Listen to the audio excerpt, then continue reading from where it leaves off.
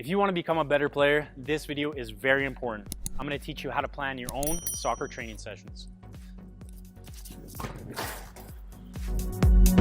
If you're looking for training drills and skills, go to my channel. There's tons of videos on that. This video is not about specific drills. This is about how to plan your own training session, because I want you to understand drills, fancy skills, those are fantastic. They're fun to do. But if you want to become a better player, you want to improve faster, you want to achieve more in this sport, it's so much more than just the drills that you choose. It's about being mentally tough. It's about your lifestyle, your habits. It's about learning to be your own best coach, your own best trainer. You can't rely on other people to make you better. You have to make yourself better. So today I want to talk about how to plan your own training session. These are the components that I include in my training sessions, whether I'm training by myself or training a group of players. These are things I like to improve because I want to improve every part of my game when I step on the field. I want to become a better athlete and I want to become a better technician, a better technical player every time I step on the field. So number one, warm up. Take your warm up seriously. I know when you're younger, it's so easy to just go on the field and start blasting balls. Your warm-up is going to help you have a better session. You prepare yourself physically, you prepare yourself mentally when you go through a proper warm-up. You're also prolonging your career. If you want to play at the top level or the highest level that you're capable of playing at for a long period of time, you need to take care of your body, and that's the importance of the warm-up. So here I wrote longevity. For me, I want to play at the top league till I can't play anymore, till they say, hey, you're too old, you're not allowed to play in this league. So I'm focused on taking care of my body. When I'm doing the warm-up, I'm not just going through the exercises just to do them. I'm doing everything. Don't just do these things just to do them. Don't just do them to get tired. Do them with a purpose, and that's what I've put here in the red. There's an actual purpose to doing these. The purpose of my warm-up, yes, is to prolong my career, it's to warm up for the session, but it's to improve my mobility.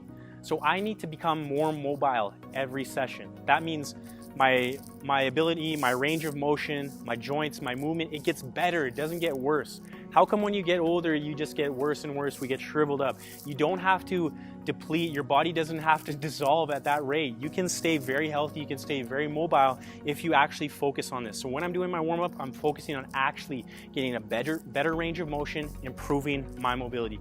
Next, after I'm warmed up, before I get into the technical stuff, I want to do the hard stuff, the hard physical stuff that I don't necessarily enjoy doing as much. But if you can change your mentality towards these things, the physical stuff, the sprints, the footwork, the agility drills, the speed ladder, the stamina stuff, change your mentality. You want to do those things. Why do you want to do them? Because they make you better. They make you stand out over other players. So when you're training by yourself, motivate yourself, say, hey, there's a reward at the end of this. I like doing this stuff because it makes me different than everyone else. It makes me a better version of myself. And that feels good when you start to see the results, when you start to see yourself actually moving faster on the field, running longer than everyone else.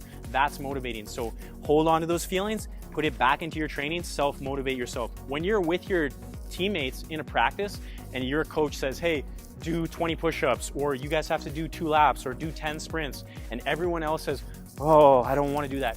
You step up and you say, I want to do that. Yes, I can't wait to do that, and I'm going to do it well because it's going to make me a better player. So after I've done a proper warm-up, I want to do the hard stuff first. I'm doing agility stuff. So whether that's fast footwork stuff on the spot or going through a speed ladder, actually focusing on getting faster feet. So when I'm doing the drills, again, I'm not just doing the drills to complete the drills. I'm doing the drills with the purpose of making my feet move faster every single time. Be a little bit faster, a little bit sharper. After agility, I would go into speed, and my speed may just be very basic. It may just be doing 6 sprints or 5 20-yard sprints, 5 50-yard sprints, and that would be it, something like that. In between, walking back, taking as long as I need, but when it's time to do the exercise, again, I'm focused on having faster acceleration. Those first 3-4 steps, making those faster every single time. Focusing on the technique of sprinting. How can I get faster every single time? Not just doing it to get tired, not just doing it because I wrote down, I'm gonna do 5 reps. No, every rep has to be worth it. It has to make me better. Otherwise, there's no point in doing it. After I did the agility, speed, physical stuff, then I would go into the technical training. And you may have seen in a video that I released recently about soccer drills that I personally do. I like to incorporate all of the technical skills, dribbling, footwork, ball control, all these things into my shooting drills, because for me, shooting is the most important. I need to be ball striking. Playing long passes, if you have the ability to pass with a teammate, playing long driven passes, That's really important for me as well. And just practicing shooting in different scenarios. I feel that my technical skill, my footwork, it's good. I'm comfortable with that. Yes, I'm still working to improve it, but the main focus for me is always filling that net as many times as I can, scoring as many goals every time I get on the field, and improving my ball striking, because I feel like I'm very confident if someone passes me the ball, I can receive it and control it 99% of the time. But when I have a chance to score, I'm not exactly where I want to be. So I'm really focusing on that. And that's something you have to analyze about yourself. What are my weaknesses? What do I really need to improve? But I promise you, if you add shooting, really make shooting an emphasis of every individual training session that you do, you're gonna be a better player, you're gonna feel more confident, you're gonna be more dynamic, a better attacker, and it's gonna make a big difference. So for me, I'm really focusing on ball striking, long passing, and shooting, incorporating quick footwork, 1v1 skill, and then a shot. Ball control, and then a shot. Always finishing with an end product on goal. And also crossing and finishing, providing service, giving good through balls, giving good crosses. That's something that I would work on if I had teammates. If I was doing individual train session, usually just end with shooting. Then at the end, I would do some stamina. So I don't want you to think that you need to do a beep test at the end of every session. If you're doing this properly with intensity, taking rest when you need rest, but when it's time to work, you're working, you're putting in the work, you're gonna get the stamina from all this other stuff. So you don't necessarily have to focus on that. You don't have to do a beep test at the end of your practice. You don't have to do 20 laps. Maybe you just wanna do a few sprints or like a few full fields there and back, getting yourself to a point where you feel uncomfortable and pushing a little bit past it.